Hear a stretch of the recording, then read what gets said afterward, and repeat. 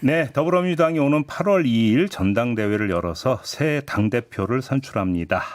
구도는 양강, 양파전으로 붙여졌는데요. 정청래, 박찬대, 박찬대, 정청래 두 의원의 양자 구도가 유력합니다.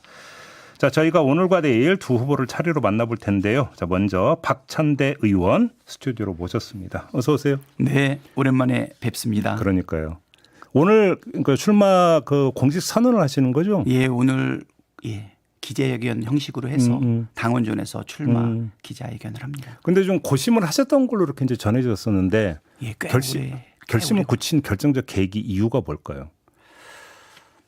결정적 계기 사실 뭐 고민 여러 가지가 있었는데 개인적으로는 뭐 다른 정치적 계획도 같이 고민을 했었습니다.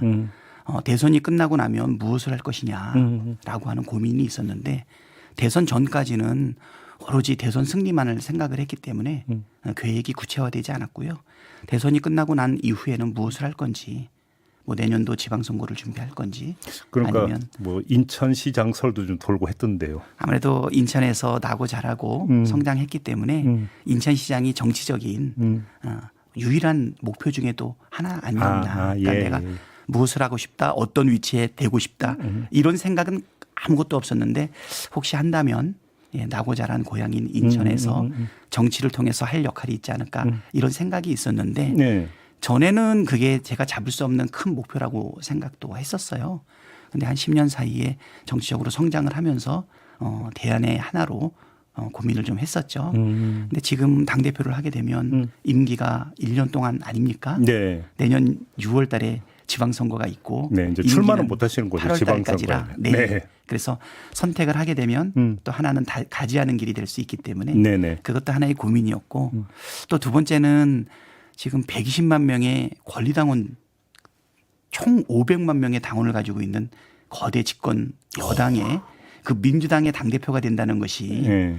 사실 내가 그만한 자격이 되는가 또 잘할 수 있는가 그리고 시기는 지금이 적절한가 그리고 마지막 고민은 사실은 이거로 인해서 예상되고 있는 혹시 갈등을 어떻게 해소할 것인가. 아, 이제 예를 들어서 이제 경선을 치르다가 이제 발생할 수 있는 갈등. 네. 사실은 제가 당대표 출마를 고민하기 전부터 네. 출마 요구가 엄청나게 많았는데 그러니까 생각하지도 못했던 그 출마 요구에 제가 사실은 응답하지 않다 보니까 박찬대가 나와야 된다는 목소리와 왜 나와야지 되는가 하는 이야기들 속에서 네. 어떻게 보면 다른 당권 주자들 사이에 이상하게 원하지 않는 갈등이 초래되는 부분이 있어서 이것을 내가 정면으로 받을 건가 아니면 이 갈등을 해소할 건가 피할 건가 이런 부분도 고민이 많았는데 결정적인 순간은 우리 당원들에 대한 믿음이 있었습니다. 믿음? 네. 어떤 믿음입니까? 이것은 단순한 갈등이 아니고 네.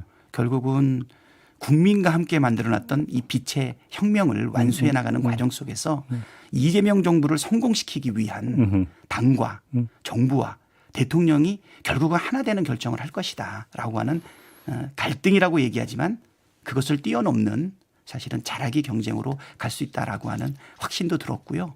근데 원내대표를 끝마치시자마자 이제 지금 당대표에 도전을 하시는 거잖아요. 예, 그렇습니다. 원내대표도 극한 직업 아닙니까, 사실? 아니, 안 피곤하세요? 일정상으로는 원내대표가 더 힘들죠. 그러니까.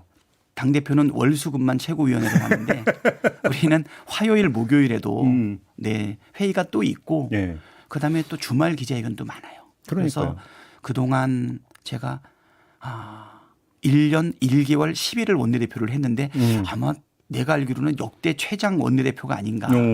그 와중에 또 당대표 직무대행을 2번이나 했어요. 네. 그리고 그 안에 7개월 동안 5월 3일 날 원내대표가 돼서 12월 3일 계엄이 터지기 전까지 7개월 동안 각종 개혁 입법 거부가 돼도 계속적으로 밀어붙였지 않습니까? 그 결과 MBC도 지켜냈고 거기다가 검사들 탄핵 그러니까 이 정치 검찰 검치 독재 네. 그다음에 또 탄핵에다가 또 뭐 여러 가지 그래서 이 일들을 했는데 원내대표가 굉장히 힘들기 때문에 사실은 개인적으로는 좀 지고 싶은 마음도 있었어요. 그러니까요. 네. 그게 인지상정일 수 있거든요. 근데 지금은 내가 그런 생각이 들었습니다. 전에는 정치인이 정치적 의사결정을 하는데 어떤 분이 그 말 하셨잖아요. 정치는 정치인이 하는 것 같지만 국민이 하는 것이다. 예. 지금 우리 대한민국의 국민들이 주권자로서의 그 역량을 2016년도에도 보여줬지만 이번에 빛의 혁명을 통해서 주권은 반드시 국민에게 있다는 것을 보여줬고요. 정치인들은 이제 자기의 정치적 의사결정이 결정적으로 필요하긴 하지만 응답하는 과정 속에서 정치적 결단을 내리는 것 아닌가 이 생각이 들었어요. 이번에 당대표 출마를 결심도 하기 전에 사실은 많은 이 응답이 있을 때 내가 그분들 때문에 나왔다라고 하는 건 좀 외람된 말씀일 수 있지만 지금 이제 정치적 판단의 시작은 결국은 주권자들의 요구, 국민들의 생각이 무엇인지 응답하는 데서 결정되는 것 아닌가. 그래서 아까도 말했지만 고민도 많고 고단하기도 하고 다른 계획도 있고 갈등도 염려되지만 이 모든 것을 다 싸잡아서 고민해 본 결과 나와서 멋지게 경쟁하고 민주주의의 최고 꽃인 이 선거를 우리 빛의 혁명을 완수해가는 과정 속에서 축제로 만들어야 되지 않나 이런 생각이 듭니다. 연판장까지 돌았었잖아요. 그 연판장이 잘 모르겠어요. 출마 요구죠. 예, 그건 어떻게 받아들이셨어요? 아유, 내가 과도한 기대를 받고 사랑을 받고 있구나 이런 생각이 좀 들었고요. 예. 네, 그거로 인해서 일부 좀 갈등의 요소도 좀 있다 그래서 그거는 절대 그런 식으로 가면 안 된다. 특히 지금 출마를 선언했던 후보하고 저하고는 지금의 이 윤석열의 무도한 정권과 함께 싸워나가는 큰 정치적 동지였고 서로에게 기댈 수 있는 사실은 친구였거든요. 제가 원내대표로서 원내 전략을 짜고 패스를 해주면 반드시 골을 집어넣는 골게토의 역할을 법사위원장이 해 주셨거든요. 그리고 어떻게 보면 일정상 과도한 요구를 할 때도 많았어요. 급하게 열어서 빨리 처리해달라. 예. 그거를 다 받아줬거든요. 그래서 저는 플레잉 코치로 작전을 짜면 마지막에 그 볼을 받아서 반드시 골인시키는 골게토의 역할을 우리 다른 후보도 했었기 때문에 여기서 우리가 이런 거로 갈등이 일어나면 안 된다라는 생각이 그러니까 지금 좀 있었죠. 의원님이 말씀하신 대로 그다음에 정청래 의원 같은 경우도 이게 과일 양상으로 가면서 상호 비방전이나 이런 걸로 가면 안 된다라고 이제 그 당부도 하고 있고 단속도 하고 있고 그럼에도 불구하고 조금씩 그러니까 순간순간 잠깐씩 삐져나오는 부분은 좀 있는 것 같아요. 예를 들어서 뭐 정청래 의원을 두고 뭐 수박이라는 표현이 나온다든지 이런 것들이 과연 제어가 될 것인가. 왜냐하면 경선이 진행이 되면 더 뜨거워지지 않겠습니까? 이러다 보면 오히려 제어가 더 안 되는 거 아니에요? 우려도 좀 있을 것 같은데. 장을 담그다 보면 뭐 곰팡이가 쓸기도 하고 발효 과정 속에서 냄새도 나기도 하지만 큰 틀에서 보게 되면 우리한테 꼭 필요한 고추장 된장이 거기서 나오는 것 아닐까 싶거든요. 경쟁 요소 속에서 사실은 어떤 조금의 부작용도 안 발생한다라고 하는 거는 과도한 욕심 아닌가. 아까도 제가 마지막에 출마를 결심하게 된 계기는 당원들을 신뢰하고 그리고 저나 또 상대 후보도 멋지게 잘하기 경쟁으로 국민들을 감동시킬 수 있을 것이다. 그 정도의 기대가 있었고요. 특히 윤석열이 비상계엄을 일으켰을 때 우리가 과연 살아서 국회 밖으로 나갈 수 있을까. 그런 거 아무것도 생각하지 않고 오로지 국민들이 지켜줬기 때문에 여기까지 왔다. 그리고 그것을 이끌었던 깨어있는 시민의 조직된 힘이 바로 우리 민주당의 권리당원들이다라고 하는 신뢰가 있고요. 지금은 일부 서로 검증하고 비판하는 단계에서 나는 이것이 비난이라든가 마타도로까지 발전하지 않을 것이다. 또 일부 그러한 목소리가 있다 하더라도 총체적으로 잘 극복해낼 수 있을 것이다. 이렇게 생각합니다. 그런데 오히려 이제 이런 현상을 해결할 수 있는 가장 좋은 걸 어떤 뭐라고 할까요? 정책, 색깔, 노선 이런 걸 가지고 토론이 이루어지고 한다면 오히려 이제 거기로 모든 게 흡수가 되기 때문에 그건 아주 좋은 선의 경쟁으로 가는 거잖아요. 근데 만약에 이런 구도가 뭔가 그러니까 이 차별점이 만약에 제대로 부각이 되지 않는다라면 오히려 이제 이런 어떤 과일 양상이 인신공격 이런 거로 그러니까 변질될 가능성이 더 높아지는 거 아니겠습니까? 그런 점에서 여쭤보고 싶은데 의원님과 정청래 의원은 어떤 점에서 다르다고 그렇게 판단을 하세요? 나는 정청래 의원은 스타 플레이어 같은 느낌이 들어요. 스타 플레이어. 골게터라고도 이야기를 했죠. 개인기가 아주 뛰어나고 그다음에 정치적 식견이라든가 실력도 대단하고 법사위를 운영해 보시는 거 보셨지 않습니까? 사실 제가 원내대표가 되고 나서 제일 첫 번째 했던 일이 뭐였냐면 원구성이었어요. 그렇죠. 법사위 운영이 반드시 우리가 가져오겠다. 또 결과적으로 우리 공영방송 MBC 지켰지 않습니까? 여러 번 강조하시네요. 예, 그래서 네. 과방위, 그다음에 또 예결위 여기에 위원장들을 어떻게 세울 건가를 진짜 고민을 많이 했는데 네. 예, 성공했던 것 같아요. 법사위원장에 정청래를 세운다는 거에 대해서 사람들이 상상을 못했던 것 같아요. 특히 과방위원장을 1년 하고 다른 상임위를 1년을 하려고 그랬는데 사실 최고위원이기 때문에 의총에서 한번 맞아요. 그런 일이 빠꾸 맞은 있었죠. 적이 예, 한번 맞아요. 있어요. 그런 일이 있었어요. 예. 그럼에도 불구하고 제가 정청래 법사위원장을 세울 때는 깊은 고민이 있었거든요. 독이 될 것이냐 약이 될 것이냐 아주 보약이 됐죠. 그다음에 최민희, 김현 이 두 분을 과방위의 위원장으로 세울 것이고 간사로 세울 것이냐 독이 될 것이냐 약이 될 것이냐 네. 잘 되지 않았습니까? 그다음에 예결위도 그랬고. 근데 나는 정청래 위원장은 아까도 말씀드렸듯이 목적을 달성하기 위해서 반드시 그것을 행해나가는 추진력 그다음에 정치적 식견을 분명히 가지고 있다고 저는 생각하고요. 저는 아까도 말씀드렸지만 다른 사람의 장점을 최대한 드러내는 스타일입니다. 원내대표단을 구성해서 일을 할 때도 박성준 수석이 가지고 있는 그 정무적 판단과 추진력 살리고 그다음에 김용민 수석이 가지고 있는 그 정말 그 집요한 개혁 의지 예, 그거를 살려주고 그래서 저는 오히려 코치 같은 스타일로 플레잉 코치로 모든 사람이 잘할 수 있게 하는 그래서 저는 정청래는 정청래가 가지고 있는 예. 강점이 있고 저는 제가 가지고 있는 강점이 있다 이렇게 생각이 됩니다. 정청래 의원은 어떤 말을 했냐면 박찬대 의원이 대표가 돼도 된다라고 이야기를 했어요. 그럼 의원님도 정청래 의원이 대표가 돼도 된다 이렇게 말씀하실 수 있습니까? 당연하죠. 그래요. 왜냐하면 우리 당원들이 고민해서 국민들과 함께 뽑은 당대표 아닙니까? 예. 저는 충분히 정청래 의원이 당대표가 될 만한 자질도 가지고 있고 그만한 헌신도 했다고 생각이 됩니다. 제가 나오는 것은 정청래가 당대표가 되면 안 된다라는 마음으로 나온 것이 아니라 정청래와 제가 주권자인 국민과 당원의 선택을 받을 수 있는 그 장을 열겠다는 것이죠.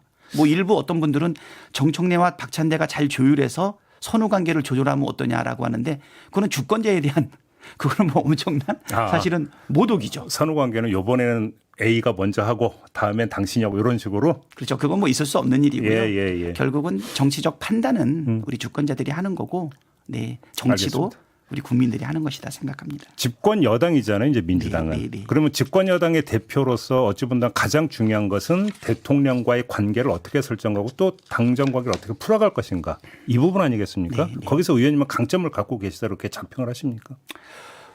일단 첫 번째로는 저의 공약을 한 가지만 딱 얘기하자 그러면 이거는 이재명 정부의 성공 여기에 민주당의 모든 역량을 걸어야 된다 이렇게 생각이 되고요. 저는 야당에서 이제 집권 여당이 되지 않았습니까? 네네네. 윤석열 정부가 지난 3년 동안 망가뜨려놓은 민생과 경제, 안보 그리고 국격 그다음에 우리 민주주의까지 이재명 정부가 빛의 혁명을 완수해가는 과정 속에서 집권 여당으로서 정말 잘 동반자 관계를 해나가야 된다 예. 이렇게 생각이 되고요. 예. 그러기 위해서는 당, 정, 대가 하나가 되고 원팀이 되어야 되는데 제가 원내대표를 하게 되면서 사실을 돕는 서번트 리더십을 많이 보였고 네. 사람들의 강점을 사실 다 살려냈기 때문에 그 원팀 정신으로 해나가야 된다. 물론 입법부의 역할이 기본적으로 정부에 대한 견제가 있겠죠. 하지만 국민의 기대를 한 몸에 받았기 때문에 네. 이번에야말로 반드시 성공하는 이재명 정부를 만들어야 된다. 그래서 저는 당정대 관계를 원팀 수준으로 만드는 게 첫 번째다. 좀 이렇게 생각이 되고요. 또 하나는 유능한 개혁을 같이 진행해야 된다. 이렇게 봅니다. 그래요. 근데 원팀이 되고 당연히 어떤 국정을 또 그 뒤에서 뒷받침해야 되고 지원도 해야 되는데 또 한편으로는 견제도 해야 되지 않습니까? 그렇죠. 네. 그러니까 필요할 때는 쓴소리도 해야 되고. 그렇죠. 예. 그러니까 그런 뭐라고 할까요? 한편으로는 협력을 하면서 또 한편 견제를 하는 부분들이 있어서도 그걸 잘할 수 있다 이렇게 자평하시는 겁니까? 네. 뭐 제가 지난 4년 동안 네. 이재명 대표 이제는 대통령이 되셨지만 네. 사실은 수석 대변인으로 또는 비서실장으로 또 1기 지도부의 최고위원으로 그렇죠. 2기 지도부의 그리고 원내대표로 그리고 그 사이에 두 번의 직대도 했고 총괄 선대위원장도 했기 때문에 필요하다면 그 쓴소리할 과정에서 만한 쓴소리할 만한 그래도 자격도 갖추지 않았을까. 신뢰 관계도 형성이 돼요. 신뢰도 있고요. 그 과정에서도 우리 그 의원님은 이재명 당시 대표에게 할 말은 하셨습니까? 그러면 이재명 대표가 사실 양보하면 안 되는 것까지 양보할 때들이 참 많았어요. 아 그래요? 네. 음.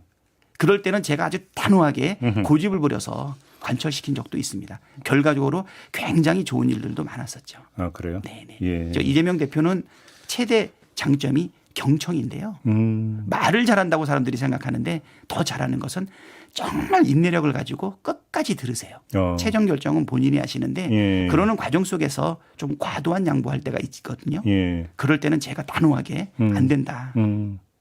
그래서 관철시킨 부분들도 많이 그럼 있기 때문에 양보하려고 했는데 안 된다고 뭐 의원님이 이렇게 이제 제동을 걸었던 대표적인 사례가 뭐가 있을까요? 가장 최근 같은 경우에는 이번에 경선 과정에서 네. 예, 선거인단을 모집해서 할 것이냐 아니면 기존에 했던 경선 방식인 5대5 방식으로 할 것이냐. 근데 사실 이번에 뭐 신천지라든가 아니면 정광훈 목사라든가 그다음에 아주 극우 단체들이 사실은 이 경선 과정에 개입을 해서 사실은 난장판을 만들 그런 깊은 우려가 있음에도 불구하고 예, 이 부분을 선거인단 그랬었어요? 그런 선거인단 모집 쪽으로 거의 수용을 했었는데 제가 그거는 절대 안 된다. A 방법을 쓰나 B 방법을 쓰나 후보가 예. 이재명으로 될 가능성이 거의 확실한데 오히려 분란과 논란과 갈등이 초래되는 방식은 원하지 않는다 해서 네, 네. 거의 혼자 예. 밀어붙여 가지고 예, 선거인단 방식이 아닌 권리당원 여론조사 5대5 방식을 했는데 결과도 좋았고 다른 상대 후보들도 결국 다 그 결과를 수용을 해서 좋은 결과를 이끌어냈던 부분이 있었죠. 네. 이제 과거에 그런 사례가 있었지만 이제 그 두고 좀 약간 의견이 갈리는 게 있던데 예를 들어서 만약에 의원님이 당 대표가 됐다고 하면 대통령과 정기적으로 만남이 필요하다고 생각하세요? 정기적인 만남을 먼저 제시할 거라고 생각이 됩니다. 의원님께서? 아니요. 우리 대통령께서? 네. 그래요? 네, 저희들도 늘 만나고 싶죠. 자주 소통하고 싶죠. 네. 우리 이분이 취임하고 3일인가 4일 있다가 저희 지도부를 한번 부르셨어요. 예. 뭐 있을 수 없는 일 아닙니까? 거기다가 야당까지도 18일 만인가 아니 며칠 만에 불렀죠. 어제 회동도 했죠. 며칠 만에 했죠. 그게 며칠 안 됐지 않습니까? 그렇죠. 그러니까 6월 4일 날 취임하셔가지고 한 20일 정도 한 18일. 그죠. 18일 정도죠. 네. 그러니까 이렇게 야당 특히 그 야당 비대위원장의 그 불편한 소리까지 감수하면서 소통을 강조하는 분이 우리 당과 우리 대통령실 사이의 소통은 당연히 원활히 할 거고. 그럼 당에서 요구하지 않아도 대표 선출되면 대통령이 먼저 자주 보자, 정기적으로 보자고 먼저 이제 얘기를 꺼낼 거다 이렇게 보시는 겁니까? 저는 아주 긴밀하게 이야기 나눌 거라고 생각이 되고요. 네. 저희들도 그 이재명 대통령께서 우리 국민들의 기대를 절대 저버리지 않고 네. 유능한 개혁과 예. 또 민생 과제, 그다음에 경제 성장, 국민 통합을 이루어 나갈 거다. 이렇게 생각이 되고요. 또 다른 축으로 만약에 의원님이 대표가 되시면 네. 이제 국민의힘도 당 대표가 언젠가 선출이 되지 않겠습니까? 네. 그러면 집권 여당의 대표로서 제1야당의 대표 혹시 정기적으로 만남, 회동 혹시 추진할 의향은 있으십니까? 의향이 아니라 반드시 그렇게 해야죠. 그래요. 네. 하지만 적당한 거래를 하거나 야합은 절대 금물입니다. 그래요. 네. 그러면 원내대표 회동이 있는데 그거와 별도의 틀에서 대표 회동에서는 주로 어떤 걸 이야기를 할 수 있을까요? 사실은 우리 민생과 예. 우리 국민들의 행복한 삶을 위해서 야당이 협조해야 된다. 그리고 야당이 원하는 방식들을 우리가 해 나가야 되겠죠. 예, 예. 사실 그동안 윤석열 정부가 보여줬던 그 민생의 그 무능함, 경제 폭망, 그 외교 안보 모든 부분이 어렵지 않았습니까? 네네네. 그것을 회복하는 과정 속에서 그 예를 들면 이번에 추경안을 우리가 바로 냈지 않습니까? 지금 이번 1사분기 때도 마이너스 0.2% 성장했다고 하고 그렇죠. 2분기 연속 마이너스로 알고 있습니다. 올해 경제 성장률이 0.8%래요. 뭐 우리가 IMF를 맞은 것도 아니고 코로나가 있는 것도 아닌데 물론 이제 세계 경제의 어려움이 촉발되고는 있지만 이거를 해결하기 위해 가지고서 야당하고 적극적으로 소통을 진행해 나가야 되겠죠. 지금 추경 말씀하셨으니까 네. 요번 이제 윤식국회 회기가 7월 4일까지인가요? 그렇죠 아마. 원내대표 그만뒀더니. 근데 문제는 그 추경을 그 임시국회 회기가 끝나기 전까지 통과될 수 있느냐 사실 이것도 관심사 아니겠습니까? 지금 예결위원장을 아직 새로 구성하지를 그러니까요. 못한 상태라 그러니까요. 예, 최대한 속도를 좀 예. 내고요. 예. 네네. 그러니까. 최대한 속도를 내서 진행할 거고 저는 야당의 원내대표로서 야당이 추경안을 35조 원을 우리가 한번 편성한 적이 있어요. 예. 민생회복지원단 예. 이렇게 해서 예결위 허용간사를 단장으로 세워가지고 35조 원의 추경을 내서 냈는데 뭐 이것도 처음 있는 일인데 정부가 12조 원으로 사실은 응답을 했고 결국은 협상 끝에 지역화폐 예산을 집어넣어서 13조 8천억으로 우리가 통과시킨 적이 있었거든요. 집행이 거의 대부분 되지 않았는데 우리가 처음에 제시했던 35조 수준에 맞추려고 그러면 이번에 20조 이상 잡아야 되지 않습니까? 그래서 이 부분은 뭐 반드시 의지를 가지고 야당을 설득을 하고요. 안 된다 그러면 예, 이거는 뭐 근데 국민의힘에서는 통과시켜야죠. 소비 쿠폰을 갖고 당선 축하금이라고 막 이렇게 성격 규정하고 공세를 펴는데 이건 어떻게 받아들이세요? 예, 그것도 이분들이 그 경제 현실을 전혀 지금 망각하고 있는 것 같아요. 여당이기 때문에 추경안에 대해서 반대할 수 있다 이렇게 생각할 수 사람들이 있는데 여당일 때 도대체 뭘 한 겁니까? 아까도 말씀드렸듯이 지금 경제가 이 어려움을 갖고 있는데 네. 이럴 때야말로 정부 곳간을 풀어서 국민들의 허리춤에 좀 넉넉하게 채워줘야 되지 않나 이 생각이 들고요. 그 부분은 민생을 도외시한 그냥 정쟁이다. 원내대표를 하셨으니까 법사위원장과 예결위원장 자리를 달라는 거잖아요. 국민의힘은. 네. 그럼 받을 수 없는 카드다 이렇게 보십니까? 민주당 입장에서는. 저는 18개 상임위 다 가져오고 싶습니다. 사실 제가 처음부터 주장했던 게 다수당이 정치적 책임을 지고 예. 국회 운영위하고 네. 그다음에 상임위도 다 가져오는 게 필요하다라고 했는데 과거의 정치 문법은 국민이 준 의소수대로 11대 7의 비율로 나눠야 된다라고 하는 확고한 생각들이 있는데 제가 그 부분을 양보하지 말고 끝까지 버텨야 됐던 것 아닌가 이 생각이 좀 들어요. 아, 오히려? 네. 왜냐하면 1년 만에 예. 우리가 여당이 되지 않았습니까? 네. 다수당 자격은 유지됐지만 야당에서 여당이 되었는데 여당이 행해야 될 경제, 안보, 외교 부분은 저희가 양보를 했거든요. 근데 그동안에도 보수 진영에서는 민주당에서 뭐 의회 독재니 독주니 막 이런 표현 많이 썼잖아요. 그럼에도 불구하고 그렇게 갔어야 된다. 오히려 그러면서 책임 정치를 구현해야 된다. 이런 취지의 예, 말씀이실까요? 저는 그렇습니다. 보통 원구성 협상을 하게 되면 2년 동안 유효하지 않습니까? 그렇죠. 저는 관례를 깼던 거는 그쪽이 항상 얘기하는 게 관례를 깼다고 얘기하는데 네. 어떻게 운영위도 가져가고 국회의장도 우리가 하냐 그리고 법사위도 가져가냐 이렇게 얘기하는데 그러면 내가 양보할 수 있는 거는 11대 7이다. 대신 11은 우리가 다수당으로서 책임을 지고 운영할 수 있는 것을 끝까지 양보하지 않고 알겠습니다. 예, 해냈습니다. 시간이 다 됐는데 책임 정치에서 마지막으로 이걸 좀 여쭤볼게요. 이제 아직 그 장관 인사는 아직 발표가 안 되고 있잖아요. 네. 근데 언론의 하마평 보도를 보면 지금 당내 인사 의원들이 많이 입각을 할 것처럼 지금 보도가 나오고 있는데 그것이 이재명 정부이자 동시에 민주당 정부로서 의원들이 많이 들어가서 국정을 책임지는 게 오히려 좋은 방향이다 이렇게 평가하십니까? 글쎄요. 의원들이 얼마나 들어갈지는 사실은 잘 사실 모르겠고요. 언론의 하마평 보도를 기준으로 하면. 예, 아직 총리 인청과 임명이 아직 남아있는 상태고 우리 이재명 대통령께서 네. 실용적이고 유연하지만 네. 누구보다도 원칙주의자세요. 어. 아마 국무총리의 뭐 제청을 받아서 내각을 구성할까 해서 그 얘기가 전혀 바깥으로 좀 나오지 않고 있는 것 같거든요. 그렇죠. 제가 볼 때는 관료들은 그 지도자가 누구냐에 따라서 능력 발휘하는 게 천차만별이라고 하더라고요. 네네. 왜 윤석열 정부 들어가지고 관료가 갑자기 무능해지겠어요? 관료들은 그렇죠. 늘 유능할 준비가 되어 있지만 부리는 사람의 문제다. 그래서 원칙적으로 이재명 대표는 예, 유능한 관료, 검증된 관료를 내각으로 많이 쓸 원칙을 가지고 있다고 저는 생각을 하고요. 그리고 예외적으로 검증된 일부 국회의원들이 내각으로 들어가지 않을까 이렇게 생각이 됩니다. 알겠습니다. 아쉽지만 시간이 다 돼가지고 여기서 좀 마무리해야 될 것 같습니다. 네. 말씀 잘 들었습니다, 의원님. 네, 아직도 목소리가 회복이 안 됐습니다. 고맙습니다. 예, 감사합니다. 네, 당대표 도전 선언한 박찬대 의원과 함께했습니다. 여름이면 누구든지 둥지냉면 물냉이든 비냉이든 둥지냉면 하나 둥지 둘이 둥지 언제 둥지 누구 둥지 둥지 얼마 더불어민주당 당대표 경선의 막이 올랐는데요. 어제 저희가 박찬대 의원과 인터뷰를 가졌는데 오늘 또 한 분을 모셨습니다. 그 주인공은 바로 정청래 의원입니다. 어서 오세요, 의원님. 네, 안녕하십니까. 정청래입니다. 네. MBC를 응원합니다. 제 지역구에 있습니다. 아, 그렇죠. 네. 맞아요. 지역구. 네. 네. 알겠습니다. 출마를 하시면서 좀 미뤄둔 꿈이라는 표현을 쓰셨어요. 네. 미뤄뒀다는 게 어떤 의미예요? 3년 전에 음. 이재명 대통령 정청래 당대표를 네. 꿈꿨습니다. 3년 전에. 네. 오. 그런데 이재명의 꿈도 정청래의 꿈도 미뤄야만 했습니다. 네네. 저는 최고위원에 출마합니다.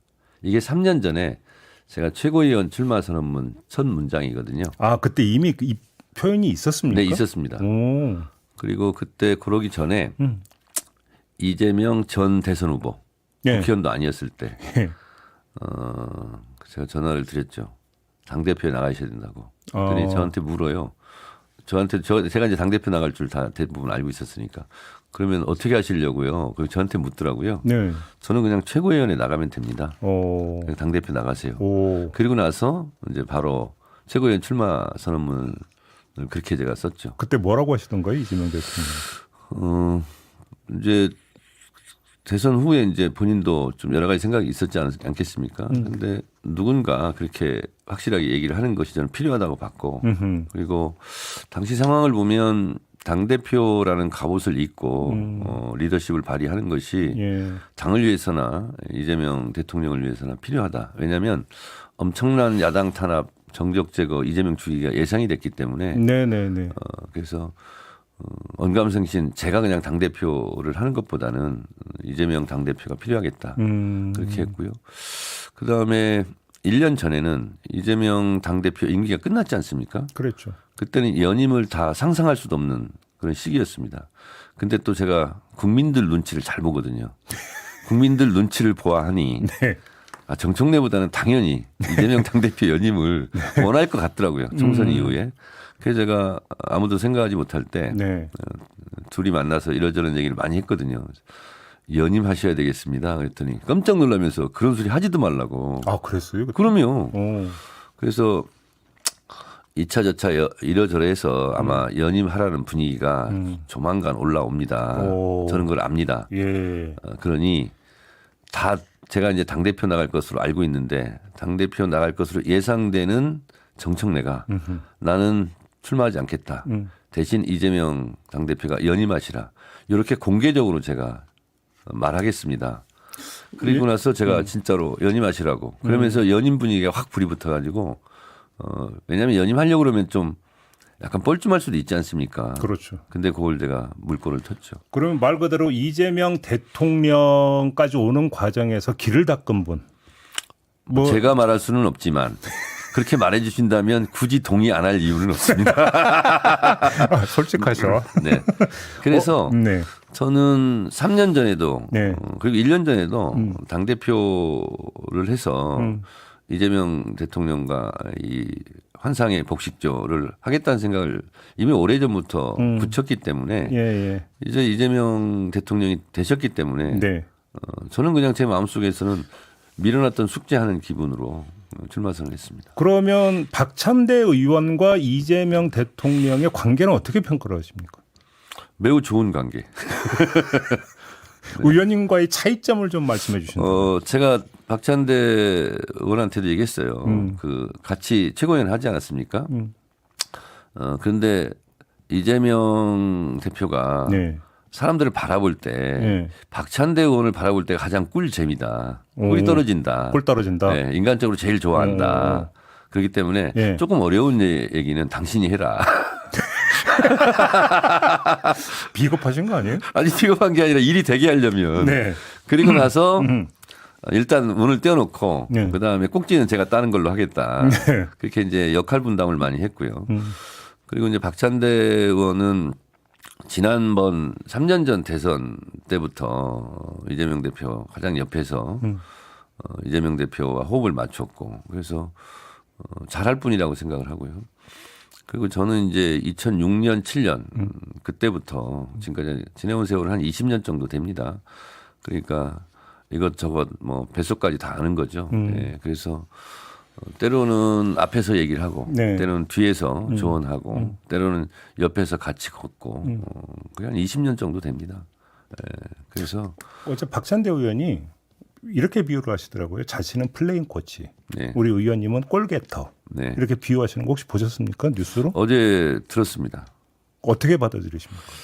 저는 기분 좋던데요. 그래요? 그렇게 말씀해 주셔서. 네. 그래요? 네. 그러니까 그냥 원샷 원킬 스트라이커 골게터로서 네. 이렇게 인정받아 이렇게 보시는 겁니까? 뭐 저는 뭐 저를 칭찬하는 거라고 생각했고요. 그래서 저도 그 이제 본인은 그렇게 생각하신 것 같아요. 법사위원장을 본인이 시켰다. 맞고요. 그래서 제가 법사위원장은 이재명 당대표, 박찬대 원내대표 체제가 아니었으면 정청래 법사위원장은 불가능한 일입니다. 그래서 감사드리고 있고요. 항상 일할 기회를 주셔가지고. 네네네. 그런데 또 원내대표, 박찬대 원내대표 나갈 때는 또 제가 또 앞장서서 원내대표를 또 만든 또 일도 있기 때문에. 그러니까 법사위원장 하시기 전에는 또 과방위원장을 하셨고. 그렇습니다. 어찌 본다면 가장 격전의 그러니까 두 상임이라고 봐야 되는 거 아닙니까? 그렇습니다. 그래서 여기서 이제 이른바 최전방 공격수 역할을 했다. 그래서 골게터라는 비유가 아마 나온 것 같은데. 네네네. 그것이 한편으로는 부담은 안 되세요? 저는 그렇게 생각합니다. 굳이 이제 권투로 치면 저는 인파이터, 그렇죠. 강력한 파이터. 예. 그리고 박찬대 의원은 뭐 약간 좀 아웃복서, 아웃복서. 뭐 그렇게 볼 수도 있는데요. 저는 지금은 내란은 끝나지 않았고 내란은 계속 종식되고 있고 종식되지 않고 있고 대통령 하나 바뀌었는데 네. 수많은 내란 세력들이 곳곳에 존재하고 있다. 그래서 이것을 청산하고 하려면 강력한 개혁, 혁명보다 어렵다는 게 개혁 아니겠습니까? 그렇죠. 그러면 무엇을 좌고우면하고 좀 뜸들이고 좀 눈치 보고 이런 게 아니고 네네네. 저는 제가 법사위원장 할 때처럼 예. 강력한 당대표, 예. 강력한 개혁 당대표 그것이 필요하고 당원들도 그것을 원하고 있다. 그래서 저는 아웃복싱을 원하시는 분들은 뭐 저를 선호하지 않을 수 있습니다. 그런데 저처럼 파워풀한 강력한 당대표, 개혁 당대표 그리고 검찰개혁, 사법개혁, 언론개혁을 3개월 안에 전광석화처럼 해치울 것을 기대하는 분들은 저를 선호할 것이다. 그렇게 생각합니다. 그래요. 그 당원들 사이에서 지지자들 사이에서 갈리고 있다 이런 뭐 이야기가 좀 많이 나오는데 그 현상은 어떻게 지금 받아들이고 계시는 거예요? 한 길을 혼자만 갈 수는 없지 않습니까? 네네네. 그리고 그럼 여러 가지의 갈래 길이 있죠. 그래서 목표는 다르더라도 가는 길은 여러 가지 다를 수 있다. 네. 그런 생각이 좀 들고요. 예. 그리고 전당대회 기간에 단독 후보가 없듯이 뭐 이재명 대표나 이런 분들이 좀 예외적이고 항상 지지하는 사람들은 나는 이래서 지지하고 나는 저래서 지지하지 않고 그런 게 있지 않습니까? 그렇죠. 자연스러운 현상이라고 생각합니다. 자연스러운 현상. 네. 문제는 이제 자연스러운 현상에서 수위를 어떻게 조절하냐 이제 이게 문제가 되는 거잖아요. 네네. 어제 이제 댓글에 한 분이 이런 댓글을 달아주셨더라고요. 비판과 네거티브는 엄연히 다른 거다. 그렇습니다. 경선 과정에서 토론하고 상대를 비판할 수는 있는 거 아니냐. 네네. 네거티브로 하면 안 되잖아. 네, 그렇습니다. 이제 당연히 맞는 말씀이신 건데 네. 그러면 지금 만약에 의원님 입장에서 경쟁자인 박찬대 의원에 대한 비판의 지점은 뭐라고 보십니까? 없습니다. 뭐예요? 그럼 토론할 필요도 없잖아요. 그러면. 아니 이제 예를 들면 정책 또는 노선 네. 그리고 방향, 속도 네. 이런 걸 가지고는 이제 토론을 하는 거죠. 그런데 저는 인간적으로 박찬대 의원을 너무 좋아하고 네. 또 박찬대 의원도 저를 싫어하지는 않을 겁니다. 네. 그래서 둘이 또 네. 사실 공개할 수 없는 수많은 결단의 순간에 둘이 딱 손잡고 이를 악물고 한 경우도 너무 많고 그래서 서로 미담을 얘기하다 보면 한도 끝도 없을 거예요. 그런 인간적 신뢰, 네. 정치적 동지로서의 신뢰 예. 이런 게 있기 때문에 예. 비난이나 네거티브 할 것은 저한테는 없습니다. 없고. 네, 그리고 지지하시는 분들도 예. 그렇게 해줬으면 좋겠어요. 저는 내돈캠. 내돈캠? 네. 내돈캠이 제 이번 전당대회 행동 수칙입니다. 내돈캠 뭐예요? 네거티브 하지 않는다. 돈 쓰지 않는다. 네. 그리고 캠프 사무실 꾸리지 않는다. 그 그러니까 세 가지. 그렇습니다. 이런 큰 선거는 조직이 바람을 이기지 못합니다. 예. 그래서 캠프 사무실 꾸려서 뭐 옛날 기존 전통 방식으로 막 뭐 넓은 사무실 얻어서 그 자체가 또 여의도에 사무실 얻으려면 돈이 얼마나 많이 듭니까? 그렇죠, 그렇죠. 그래서 저는 그런 거 하지 않으려고. 그래서 필요하다면 뭐 의원회관 사무실이라든가 예, 예. 지역 사무실이라든가 예. 이런 데서 예. 그냥 하는 게 맞겠다. 예. 그래서 당대표 후보가 캠프 사무실을 꾸리지 않는 유일한 첫 사례로 제가 그 신기록을 세우고 싶습니다. 알겠습니다. 보통 이제 당내 선거 경선이 치러지다 보면 A 후보에 이런 의원들이 모이고 B 후보에 이런 의원들이 모이고 네. 그러다가 이래서 이제 그 경쟁에 과열되다 보면 감정 싸움도 격화가 되고 그러다가 개파로 가고 이런 경우도 종종 있잖아요. 요번엔 그러지 않을 거라고 자신하십니까? 저는 제가 쓴 책에도 네. 그렇고 여러 번 그 지필도 글도 쓰고 개파는 없어져야 된다. 네. 개파는 당을 좀먹는 독약이다. 그리고 저 스스로 개파에 가입하지 않고 근데 정파는 필요합니다. 네. 네. 노선이 필요하고. 그렇죠. 그렇죠. 근데 저는 그런 데서도 안 불러줘요. 왜 안 불러준다고 그러는 뭐 솔직하게 말씀드리면 네. 586의 그 질서, 네. 어떻게 보면 운동권 수직적 관계 이런 게 저는 싫었어요. 아, 예. 그리고 예. 그런 분들과 몰려다니는 게 너무 비생산적이고 네. 그래서 제가 가지도 않고 예. 거기서 부르지도 않고 그래서 저는 586은 6월 민주항쟁 세대 아닙니까? 네. 그래서 대통령 직선제 그 지금의 헌법을 만들었는데 그 정신은 소중하게 간직하되 예. 그러나 국민들께서 비판하시는 586의 운동권 문화는 청산해야 된다. 그리고 또한 언론에 지적하지 않는데 586의 좀 안 좋은 문화를 97세대가 또 따라 배운 술 마시면서 밥 먹으면서 이런 뭐 좀 군사문화 이런 게 좀 스며 있었죠. 뭐 그래서 예. 그것도 청산해야 된다. 그래서 네. 586만 문제가 아니고 예. 586과 같이 어울려 다니면서 함께 물들었던 욕하면서 배운다고 네. 그런 97 세대들의 너무 빨리 늙어버린 네. 그런 것도 전 청산해야 된다 이렇게 생각하고 자세히 말씀드리면 뭐 제가 누구 개인의 호불호를 떠나서 그 상의한 적이 없는데 예를 들면 제가 당대표가 되면 장경태 의원이나 모경종 의원 같은 사람들을 네. 전면에 세우고 키워야 된다. 왜요? 장경태 의원 같은 경우는 자봉부터 시작했습니다. 평당원부터. 아, 예. 누구 개파 보스에 줄 서거나 그렇게 해서 정치를 시작한 것이 아니라 제가 알고 있기로는 의자 나르고 뭐 노무현 대통령 때 분향소에서 줄 서는 거 이렇게 이쪽으로 오십시오 안내하는 거 그런 것부터 시작해서 쭉 커 올라온 거거든요. 예. 그래서 이러한 모범적인 평당원이 국회의원도 되고 장관도 되고 대통령도 되고 이런 정당 문화를 좀 만들고 싶다 하나 있고요. 아, 뭐 서구 정당에서 보통 이제 그 아카데미부터 해서 쭉 네, 그렇습니다. 올라오는 이런 과정 비슷하게. 그리고 이제 여러분들은 잘 모르실 수 있는데 모경종 의원이라고 있습니다. 네네네. 제가 굉장히 좋아하고 근데 이분이 이재명 당대표 검찰 끌려다닐 때 수행비서였습니다. 아. 사람들은 이제 그것만 기억할 거예요. 예. 이재명 대통령 뭐 법원 출석이나 검찰 출석을 항상 가방 들고 이렇게 다녔던 그런 청년이에요. 그런데 제가 언제부터 주목했냐면 이재명 대통령하고 그때 밥 먹으면서 쭉 이런저런 하는데 그 수행비서 얘기가 나왔어요. 그랬더니 예. 제 메시지도 봐줍니다.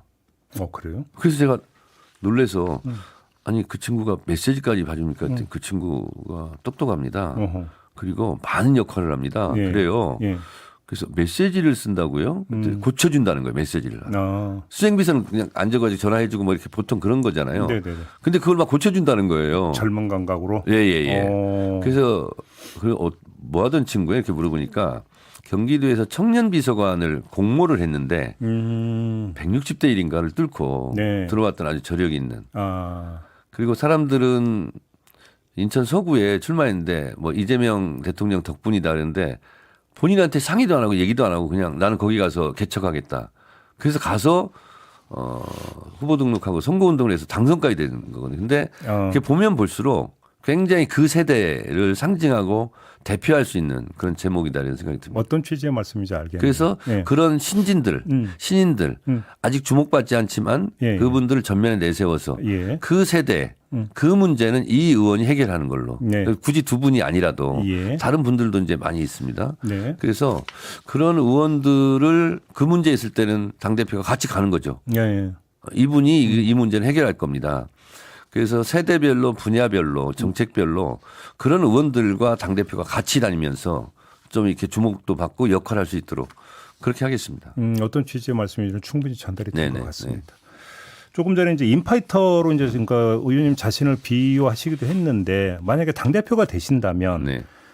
그 야당과의 관계도 상당히 중요하지 않습니까? 네, 그렇습니다. 그러니까 야당과의 관계를 어떻게 풀어가실 거 생각이세요? 저는 그렇게 생각합니다. 제가 이제 비유 상징적으로 출마 선언문에 싸움은 제가 할 테니 대통령은 일만 하십시오. 네, 맞아요. 예, 그런 말씀하셨죠. 근데 그 문구가 굉장히 인상적이었고 많이 남았대요. 기억에 예, 많은 분들이. 예. 그 얘기는 뭐냐면 저는 당대표가 되면 대통령과 독대를 빠른 시간에 해서 국정기획위원회에서 짠 일정이 있지 않습니까? 국정과제. 그래서 1년간의 로드맵 리스트를 딱 가지고 네. 국회에서 할 일은 요때 하겠다. 그것을 미리 대통령하고 상의를 하려고 합니다. 예, 예. 그래서 해야 될 일은 좌고우면하지 않고 예. 망설이지 않고 예. 그냥 하고 그러다 보면 예를 들면 대통령께서 판단하실 때 요거는 야당과의 관계도 있으니까 좀 속도 조절하다든가 그렇죠. 그럴 수 뭐 있죠. 그렇게 그럴 수 있잖아요. 네, 그렇죠. 그래서 그런 통합이라든가 협치 이런 공은 네. 대통령에게 돌리고 소위 말해서 당에서는 예.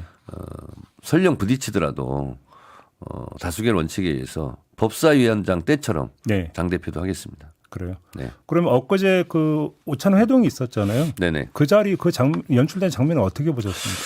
저는 제가 페이스북에도 썼습니다. 매우 무례한 그 언사가 있었다. 김영태 비대위원장 그렇습니다. 아니 지금 당선된 대통령을 앞두고 네. 대통령 끝나면 재판 받으십시오. 그런 말이 어디 있습니까? 저는 대통령을 왜 존중해야 되냐. 이재명 대통령 자연인 개인에 대한 존중도 있지만 이재명 후보를 뽑아준 그 국민들 있지 않습니까? 1,700만 국민들을 존중해야 되고 또 승부는 끝났고 대선이 끝났으면 대한민국의 대통령이지 않습니까? 그런 대표성, 민주적 절차에 뽑힌 그리고 국민의 의사를 존중하자는 차원에서 대통령에게 대한 예의를 지키라는 거예요. 네. 근데 그거는 민주주의의 기본 원리도 모르는 거 아닌가 그런 생각이 들어서 매우 무례하게 짝이 없었고 제가 당대표로서 거기 있었으면 나무랐을 거예요. 그런 얘기 하지 마시라고. 네네네. 어째 그런 얘기를 할 수 있냐고. 알겠습니다. 그러면 대통령이 아유 정청래 대표님 아유 좀 괜찮습니다. 이렇게 대통령은 또 이렇게 좀 그런 말 하고 그래서 굳은 일 그렇게 이제 예. 무슨 그림인지 알겠네요. 무슨 예. 그 굳은 일 뭐 좀 이렇게 네네. 험한 일 이런 것은 당 대표가 하는 것이고 예. 대통령은 양쪽을 오 이렇게 하면서 좀 자제시키고 좋은 말씀, 네. 아름다운 말씀은 대통령이 하게 하는 네. 그런 역할을 하겠다는 겁니다. 알겠습니다. 오늘하고 내일 이틀간 김민석 총리 후보자 인사청문회가 이제 실시가 됩니다. 네네. 어제 그 의원님 SNS에 김민석 후보자 만났다고 올리셨던데 어제 만나셨던 거예요? 네, 마침 마포 제 지역구 바로 근처에 있는 데 계시더라고. 예. 그래서 원래는 오늘 청문회 전에 네. 좀 응원을 하려고 했는데 마침 제 지역구 사무실 바로 근처에 있는데 예. 보통 그러지 않습니까? 아, 내 지역구에 왔는데 그냥 나 몰라라 하기는 그렇고 예. 그래서 찾아가서 이제 응원, 격려, 지지 네. 이런 말씀 드렸는데 사람이 어려울 때 친구가 진짜 친구지 않습니까? 그렇죠. 동지란 어려울 때 함께 어깨 거는 게 이제 동지인데 김민석 총리 후보자에 대한 공격이 시작되고 아마 제 기억으로는 제가 좀 먼저 이렇게 페이스북에 응원하기 시작을 했어요. 근데 그게 너무너무 고마웠다고. 그러니까 어려울 때 응원해 주는 것은 평상시보다 훨씬 더 이렇게 마음속에 많이 남거든요. 그렇죠. 그렇죠. 그런 고맙다는 얘기도 하시고 또 김민석을 지킵시다. 김민석을 지키는 것이 이재명 대통령을 지키는 것입니다. 김민석을 흔들어서 이재명 대통령을 흔들려고 하는 것을 막읍시다. 이제 이렇게 이제 많은 분들이 생각하지 않았습니까? 근데 지키려면 어떻게 지키지? 뭐 이렇게 방법이 좀 애매할 때가 있잖아요. 그래서 제가 페이스북에 김민석을 지킵시다고 김민석 현직도 국회의원이지 않습니까? 후원 계좌를 올렸어요. 페이스북에. 뭔 말인지 아시죠? 뭔 말인지 알죠? 이렇게 했더니 돈 공세를 했어요. 아, 그래요? 그래서 그날 후원금이 다 찼다고. 하루에? 예. 오. 그래서 어제 되게 고마웠다고 뭐니 해도 돈입니다. 그건 60대 유머예요. 네? 뭐니 해도 돈. 아무튼 근데 지금 야당은 그 김민석 후보자의 여러 문제를 제기를 하고 있지 않습니까? 네네. 뭐 재산 문제라든지 네. 뭐 아들 스펙 문제 이런 걸 제기했는데 이건 어떻게 보세요?